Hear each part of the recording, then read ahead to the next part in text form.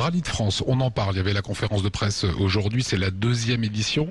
Pour la région, ça veut dire quoi? Un effort supplémentaire, soutenir encore plus cette course ici, c'est essentiel pour la région? Ce que moi je retiens, c'est que ça a été l'an dernier une grande fête populaire. Entre 200 et 300 000 personnes qui ont fréquenté.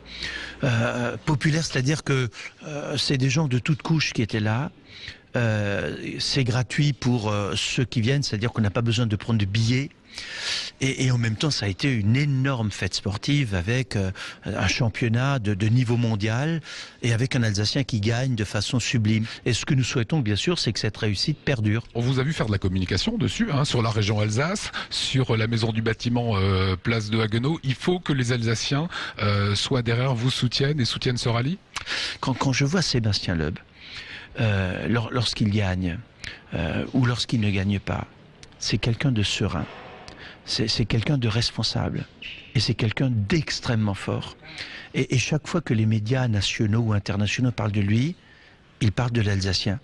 Que l'Alsace soit associée à un grand champion, mais qui est en même temps un homme dont le comportement est irréprochable, est quelque chose qui sert l'image de l'Alsace et qui permet à l'Alsace de mieux rayonner. Cette question du rayonnement de l'Alsace, cette question de l'Alsace qui sort de ses freins habituels qu'elle se met à elle-même parce que elle préfère réussir sans parler. Aujourd'hui, on a besoin de réussir, mais on a besoin aussi de faire parler de ses réussites.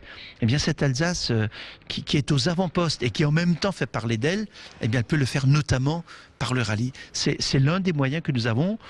Ce sont des pépites qui permettent de faire parler de l'Alsace, à nous de l'organiser. C'est ce que nous faisons, c'est notre rôle. On sent avec Terre à l'envers, on sent avec le Rallye de France et on sent avec la description que vous donniez de Sébastien Loeb, la marque Alsace, sorte d'ambassadeur de l'excellence et du savoir-faire. Si je dis ça, c'est que vous allez le lancer prochainement, la marque Alsace. Oui. Comment est-ce que vous la voyez? Comment est-ce que vous pourriez l'expliquer à quelqu'un qui ne saurait pas ce que c'est la marque Alsace? Aujourd'hui, voyez-vous, l'Alsace est connue, on peut dire, dans le monde entier, au travers notamment ses paysages, sa beauté. Quand on parle de l'Alsace, on sait que c'est beau. Partout, ça se sait que c'est beau.